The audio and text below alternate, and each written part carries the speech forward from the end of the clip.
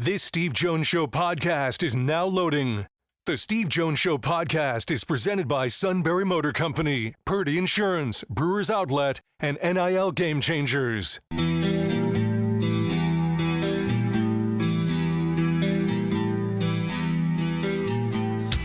Bringing you an in-depth look at Penn State sports and more. This is the Steve Jones Show on News Radio 1070 WKOK. The Steve Jones Show is presented by NIL Game Changers, Sunbury Motor Company, Purdy Insurance, and Brewers Outlet. Now from the Sunbury Motor Studio, here's Steve Jones. Okay, so who do we have next, by the way, Todd? Todd Walker from the Bowling Green play-by-play voice. All right, here we go. This half hour being brought to you by Sunbury Motors, 4th Street in Sunbury, Sunbury Motors Kia, routes 11 and 15 Hummels Wharf, online at sunburymotors.com. Ford, that was my choice. Kia, Hyundai, best in new inventory. Great pre-owned inventory with the Sunbury Motors guarantee. Terrific service department that backs it up from inspections to routine to difficult to handle it all. At Sunbury Motors, 4th Street in Sunbury, Sunbury Motors Kia.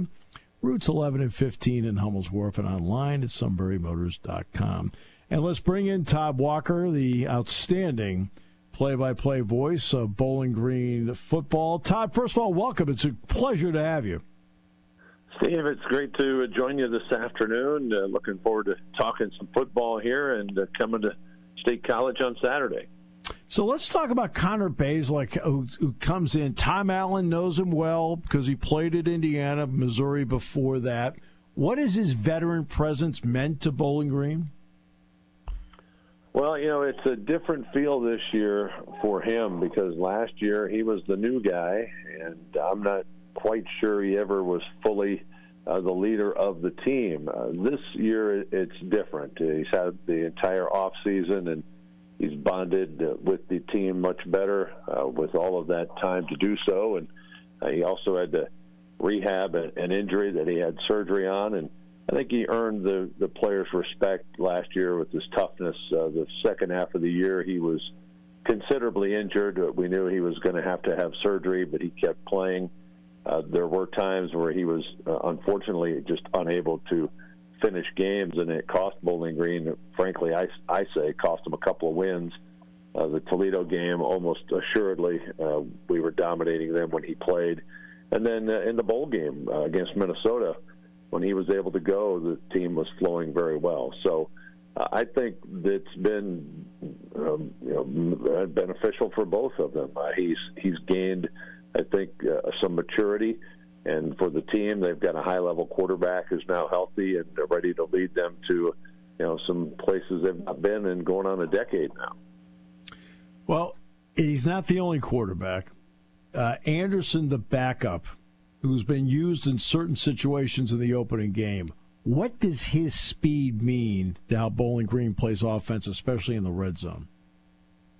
Yeah, Steve, that's quite a wild card because although he did get a couple series against Fordham, he has not played much previous to this as he was a freshman and was redshirting, so it was just real spot duty. But they do want to incorporate him more into the offense, and it will be, I think, instructive to see how big an impact he can make, perhaps against a team like Penn State, to see just how effective he can be.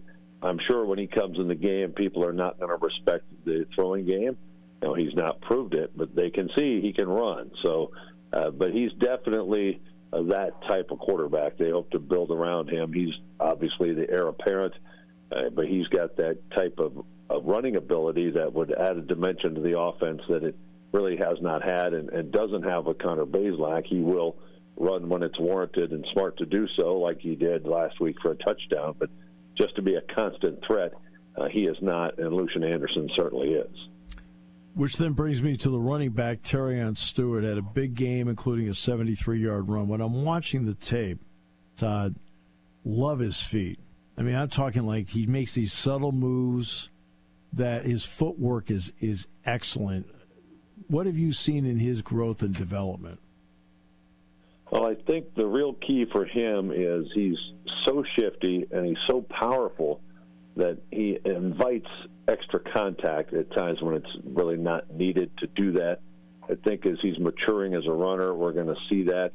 Our running backs coach, Brian White, has coached a couple of Heisman Trophy winners, and he's really been in his ear about sticking with the play a little longer rather than bailing out, trusting the offensive line, be a little more patient. But you're right about his footwork. His escapability is remarkable for a player that's built like he is. He's undersized as far as height, but he's big and strong. He is a lot quicker than he looks and a lot faster than you would think he is. But the real thing is you just can't bring him down with the first guy. I mean, I'm sure you've seen all the stats and the metrics from where he was last year when he got hurt. He was leading the nation in broken tackles and yards after contact and some other things. He is very impressive. If he can stay healthy for the whole year, that will benefit Bowling Green greatly. But, he's not done that to this point in his career, so he's trying to do that here in 2024. Fannin, the tight end, was very impressive in watching this. Not just the ability to catch, but the power as well. Is he really the guy that when everything's breaking down, those quarterbacks look for? Oh, I think so, especially since most of the wide receiving corps graduated and moved on. So the holdovers that receive the ball are basically him and Jalen Tillman. So Harold is a bit of a security blanket, if you want to put it that way, and they also really try to get him the ball in different ways. He can take a handoff on a jet sweep, for instance, so they'll screen him the ball a lot from the tight end spot, and he can get down the field and hit him with the deep pass. So he's quite versatile. He's very athletic, as you saw if you watched last week's game. He had that thing where he hurdled the guy. I mean, and that's Harold. Again, he's not had as many injury problems as Terrion, but he's had stretches of seasons where he's been kind of banged up. If he can stay 100% healthy, he is a very big weapon, and Coach has been pretty open that he's a NFL talent, and Coach knows what he's talking about. We've got a guy with the Bills now that was our former tight end. Of course, he's coached at Michigan and Auburn and other places. This guy is going to be playing on Sundays, in the very near future. Scott Loeffler, I go back to when he was at Michigan, is just a terrific coach. And what has his flair and knowledge of offense meant to how Bowling Green plays offense? Well, I think we're finally starting to see what he wanted to build from the beginning of the offense that he has now. So the offensive line is complete. In other words, there's a starter at each spot that is a genuine number one offensive lineman for Mid-American Conference football. They're older, they're stronger, they're not leaning on young guys or JUCOs or transfers. So that's the first thing. And I think the offense in his mind is built for this area of the country. It's very Bo Schembechler-esque, if you will, with some modern twists. Of course, the use of the tight end is very prevalent. And I really give him and his staff credit for shifting on the fly. If you'll recall, he took over in 2019 a program that was in rough shape and started the rebuild process and the plan. And then, as you all know, our lives were upended in 2020, and everything changed, not just the pandemic, but all the college football rules of roster building changed. And frankly, he had to crumple that plan up and start another one. And maybe it's taken a year or two longer than we would have liked when we started this in 19, but under the circumstances, they've done a heck of a job, and this team is ready to contend in the MAC, and hopefully for years to come, it's built to be a long-term thing. Well, it's interesting because a lot of times if a guy is a quality player at the MAC level, they're going to transfer, quote, up, okay? Mm-hmm. Every once in a while there's a Malcolm Johnson because he played against Penn State when he was at Auburn. Ali Saad, I think, was Minnesota, and now he's there. So that does happen. What kind of adjustment has that been for Bowling Green and for MAC teams? Because as soon as you get somebody that you've cultivated a little bit and they get to show something, quote, the bigger school wants them. Yeah. Well, we're going to see that in person in 2 weeks when we go to Texas A&M. Our great pass rusher, Cassius Howell, transferred there. So I think the real key is that you have to maximize it on the other side. And Bowling Green's been pretty good at that. Odu Hilaire has been our best receiver the last 2 years. He came from the FCS level and made it to the final cut with the Falcons last week. So, and then a guy like Connor Bazelak, who's been at a higher level and had some success, but just couldn't seem to put it all together. Now he comes to Bowling Green and finishes his career strong. So I think Bowling Green's been pretty good at hanging on to as many guys as they can, minimizing those huge defections, and then benefiting from the transfer portal and filling in those key areas and really not having many whiffs with that. Like it used to be with the junior college guys. If you take too many and it doesn't work out, it can really hurt your roster composition. I think they've done well with who they've brought in via transfer, and that's helped offset those losses. Well, and I mentioned Todd already, and also Anthony Hawkins, who just jumped out all over the tape that I watched. And then you go to the linebackers, and I think the guy that jumped out at me was number 3, Joseph Sipp. What about those three guys, and what have they meant to what Bowling Green does defensively? Well, Hawk is a homegrown guy. As you mentioned, Ali started his career in Minnesota. He's been at Bowling Green for a while now, but Hawk's been there the whole time. He's kind of the heart and soul of that defense, and he's a prototypical Bowling Green defensive lineman that we've had success with. They're maybe a little under-recruited out of high school or a little undersized, but by the time they're juniors and seniors at Bowling Green, they're really good. And he's been wreaking havoc. He was in the backfield seemingly every play last week. And then Joe Sipp has sort of been the next guy to step in and lead that defense from the second level. He's played quite a bit early in his career, and now that Darren Anders has graduated, Joe's taken that over. He's very athletic and capable of making plays sideline to sideline. He had a few nice moments in that Fordham game, too, that you referred to. So he's the one that's the next breakout linebacker. And, another transfer coming in, I should mention, is the starting safety, C.J. Brown, who was an all-MAC player at Northern Illinois on a MAC championship team. That's an area that Bowling Green is going to greatly benefit because it allowed a player like Trent Sims to move from safety to sort of that rush linebacker, that sort of hybrid spot where he will fit in very nicely. So the defense last year was very dynamic at turning people over. I don't know they'll be able to do that to that degree this season, but I think the defense will be good. I have done one basketball game in my career at Bowling Green. It was a long time ago, so I've actually been there, but it was a long time ago. Thought the campus was beautiful. What to you makes Bowling Green as a community and as a university special, and what makes the MAC and the kind of football they play special? Well, Bowling Green's fairly unique, even in the Mid-American Conference, and the one thing that differentiates it from almost all the other MAC members as far as its sports lineup is it has ice hockey, and they've won a national championship, in fact, in hockey. So there's a lot of, I would say, synergy between their athletic teams and programs. I think that's maybe not the case on every campus universally.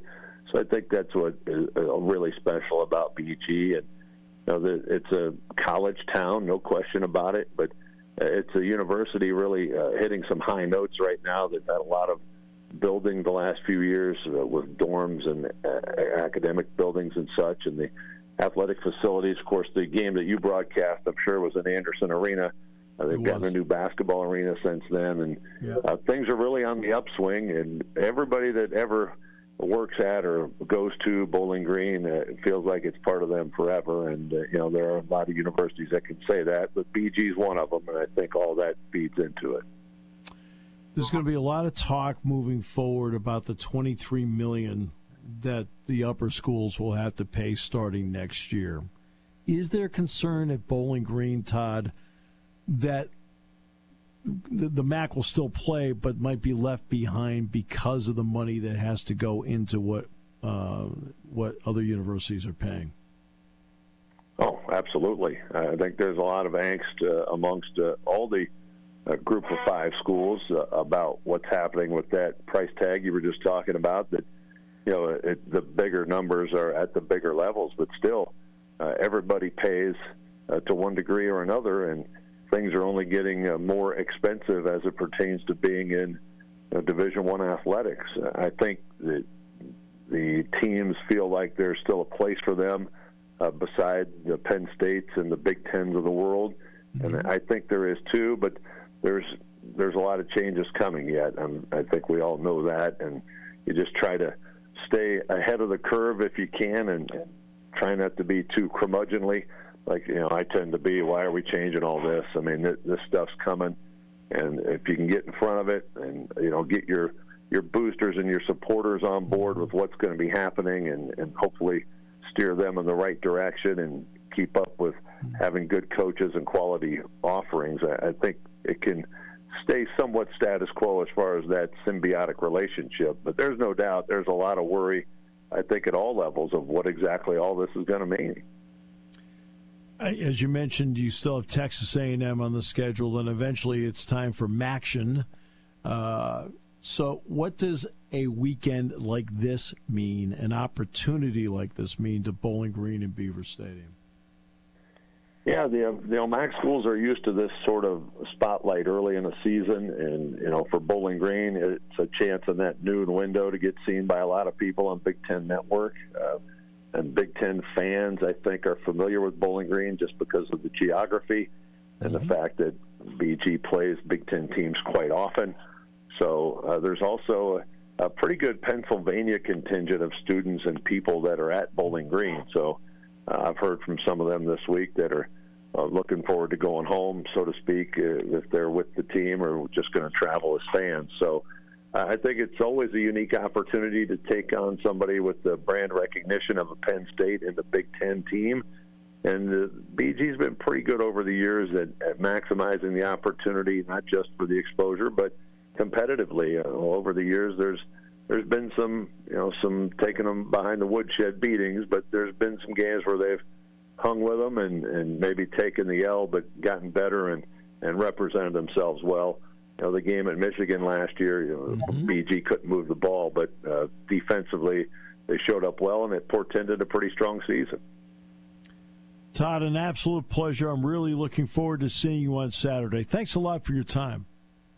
Same at you, Steve. We'll see you on Saturday.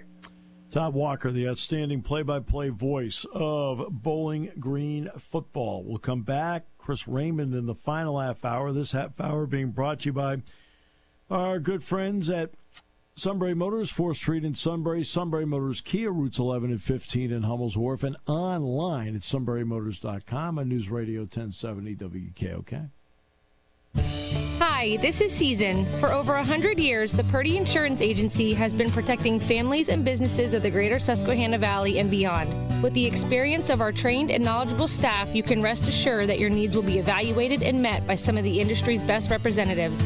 No matter what your insurance needs are, call Purdy Insurance today at 570-286-5855. Visit our website at purdyinsurance.com or check us out on Facebook to see what we can do for you. You want a unique way to display your brand. You need a team of seasoned experts to work with. You want to reach customers who buy. You want NIL Game Changers, a versatile consulting agency powered by former student athletes and coaches who work as NIL sports agents. NIL Game Changers will help you build powerful relationships with customers through compelling stories, with student athlete influencers as your leading edge. Finally, we'll equip you with the right media to drive your success home. NILGameChangers.org, building meaningful relationships with your customers.